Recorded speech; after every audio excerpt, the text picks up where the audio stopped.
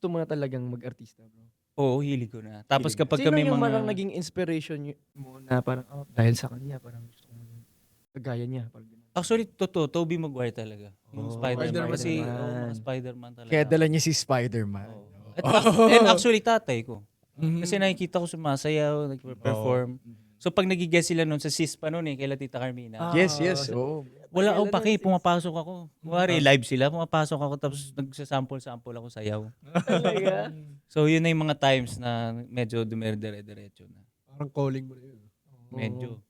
So, Nepo baby ka pala, no? Oo. Hindi. Nepo baby ka. Grabe ko naman sa repo, baby. Hindi artista.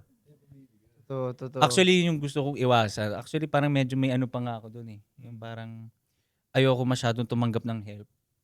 Actually, na-open up ko yan kay Tito Dong. Tsaka sa family ko nga na parang hayaan nyo yung own pacing ko so medyo may pride ako na gano'n. Which is Nice. na-realize Good, ko bro. ngayon na parang medyo pride na lang pala yung nagagamit ko. So ngayon mas much open ako sa collaboration. Na kung ano yung nakikita nila sa career ko, ganyan. Pero ako yung medyo black sheep ng family na tinatawag eh. Oo. Bakit black sheep, bro? Kasi Para nga, against the current, lagi ganun ba? kontra eh. Ah. Lagi ako kontra eh. Na parang minsan, di mo man naman masisi yung showbiz family. Minsan may mga plano sa career mo. Eh ako iba yung gusto ko.